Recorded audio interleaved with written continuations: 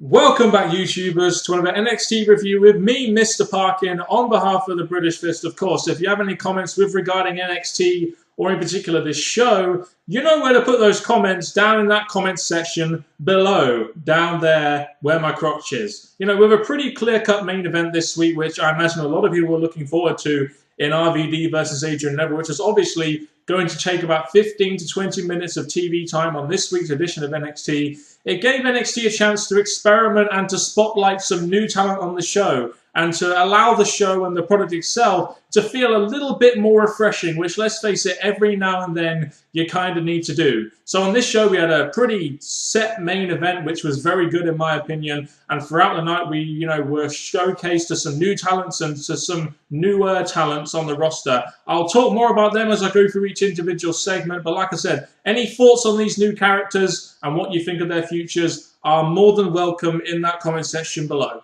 So we opened up this week's edition of NXT in a very entertaining way with none other than the Fiend Villains. Oh yes, tally-ho matey. Ah yes, and I've even kind of got my haircut like Aiden English going right now. And it looks like this tag team is going to be babyface, and I think that's definitely the right way to go with the Fiend Villains, because although Aiden English was a very, very good heel in his role as the artiste and all that, the crowd are very much into these guys. To me, they kind of feel like a comedy tag team that's entertaining, but you can take seriously. That's kind of how it feels to me in the way they're showing their feats of strength and their entrance music and the way they're interacting with each other, etc. I really do hope at some point down the line, these guys become the next NXT Tag Team Champions, because they are by far the most entertaining and best tag team other than the Ascension on this NXT show. It's going to take a while for these guys to get a little bit more legitimate. They've already had two jobber tag team wins, but hopefully they'll get some more wins as the weeks go on and they'll be built up to that NXT Tag Team Championship, because I feel with the Ascension being as dominant as they are and being such good characters as they are, they have to go to the main roster at some point soon when the main roster is going to need some more tag teams. And then you can have the Fiend Villains, have the NXT Tag Team Championship and dominate the NXT Tag Team roster, as the Ascension have done for, well, since they got the belt, because they never really had any legit opponents. But the Fiend Villains again. Tally-ho, move on to the next segment, please. Something that will please the internet on this week's edition of NXT. It looks like a Sami Zayn and Tyson Kidd feud is on. Yes, yes, yes, yes, yes. Speaking of new characters, Xavier Woods faced Bull Dempsey on this week's edition of NXT. And to be honest with you, I kind of thought this guy was a jobber until I saw he had his own music and he got the win over Xavier Woods. So I was sitting there thinking, well, this guy's going to job out to Xavier Woods, and then he gets the win, which kind of surprised me. And I think the main reason for that is because this guy, to me, just looks like a jobber in the way he's presented. He doesn't look like the kind of guy really that should be getting a push. I mean, don't get me wrong, maybe he's legitimate. Dempsey is this old school power guy, the last of a dying breed, etc. Okay. But I think I'll need to see a little bit more of this guy before I judge him. It looks like, considering he's got a win over Xavier Woods, who technically is on the main roster right now, it looks like he's going to be getting some kind of a push. And the promo, after, was obviously scripted and, that was okay delivered. But I'm really not sure on this Bull Dempsey gimmick. I mean, when I saw it, I honestly thought he was a jobber. I'm not joking. Maybe because I've seen him job out to people before. I just couldn't take this guy seriously. It's going to need a little bit more time, a couple more dominant wins. I think the main reason was in this match was because there was, he didn't really dominate the match with his power. It was sort of like in, chin locks and stuff, and the match was quite slow-paced, and he just didn't look very dominating. I guess if you have Xavier Woods in there who's on the main roster, you don't want Bull Dempsey to look too dominating over the guy. Otherwise, you've got this guy who's on WWE TV and he's going to be made to feel weak. But there you go. So Bull Dempsey right now, with Paige and Emma being two of the bigger divas on the NXT brand, and then also going up to the WWE roster with Paige being the Divas Champion and Emma floating around with Santino, of course, it's about time, in my opinion, that they start pushing some new female talent on the show. We've already got our top heel in Charlotte. Sasha Banks is there.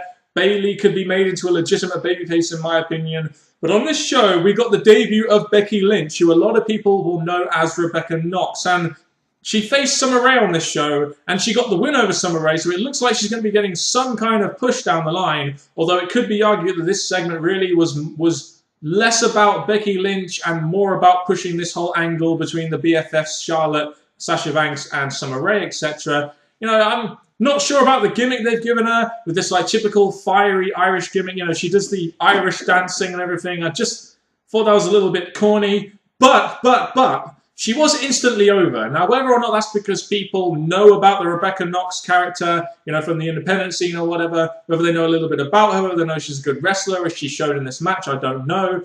But she's pretty damn over. So that's pretty good. And she got the win here pretty clean as well. So if we're seeing, you know, the pushing of a new NXT diva, then so be it. I think Becky Lynch is good for that. And, you know, it just goes with the flow that we're seeing a new bunch of faces being pushed in NXT tonight. We've seen Bull Dempsey, Becky Lynch, and of course we're seeing the Fiend Villains tag team. So all kind of newish characters on this NXT show getting some kind of push, which does feel refreshing. It was on this show we had a moment which I have been looking forward to and anticipating for quite a while now, ever since a certain realist guy in the room broke his leg and was confined to a wheelchair and was off NXT TV for quite some time. I've been waiting for the return of Enzo Amore, and we got it on this show, and it couldn't have come at a better time. I think Enzo Amore coming back, you know, really elevates Colin Cassidy a lot, and it creates another tag team in NXT. Did I give a shit that Colin Cassidy defeated Sawyer Fulton? No. Did I give a shit that the Frenchies came out and surrounded Colin Cassidy only for Enzo Amore to, you know, as only he can, even the odds? No. I gave a shit the fact that it was Enzo Amore, the realest guy in the room. How you doing? SAWFT soft.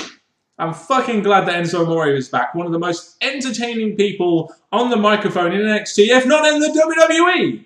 I would rank him up there with Bray Wyatt. I really would. And Alex Riley, if you're going to try and imitate a world-renowned NXT superstar, please learn how to say, how you doing, right. Because you can't say it, brother. I'm a big fan of you, A-Rai, but you need to learn your, you know, American mafia language, I'm afraid. But as for this segment, it was all about Enzo Amore returning, and I'm freaking well down with that. SAWFT soft. So in our main event of the evening, like I said earlier, is Adrian Neville versus RVD. You know, a pretty high-profile match for NXT. You also had Tyler Breeze on commentary, who's the #1 contender. And I swear, during this match, I felt very sorry for the play-by-play guy. I can't remember his name, but he's a pretty new guy to the roster. He could barely get a word in over Tyler Breeze and Renee Young, you know, bantering back and forth. You know, every time he tried to, you know, call a bit of the match or call something or call a pin, you'd have Tyler Breeze and Renee Young just chatting in the background about some stuff, you know, some shit like the music video, etc. But the banter between back and then was kind of odd at times, but I was really more focused on this match, which was actually very good, as you'd expect between Adrian Neville and RVD. And, you know, think about this, people.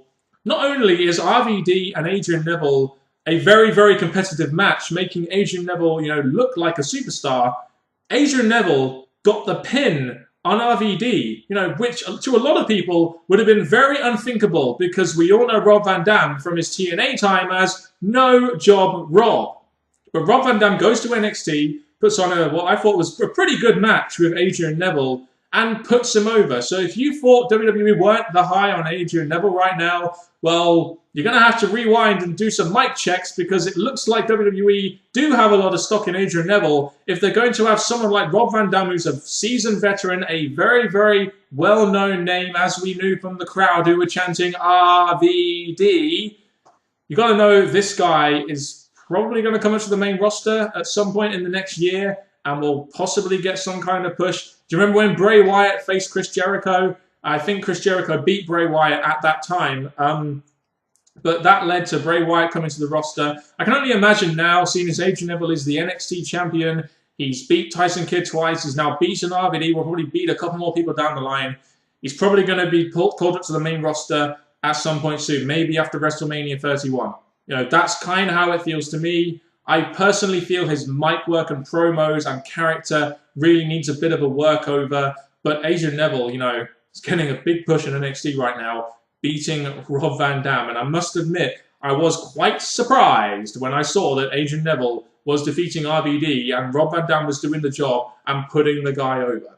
As for this week's edition of NXT, you know, a very, very good main event. Seeing some new stuff, you know, really gives a real refreshiveness if that is such a word, to this NXT show. You know, seeing Rebecca Knox was very nice. Bull Dempsey, I'm still not sold on. The Fiend Villains here once again is always a great thing.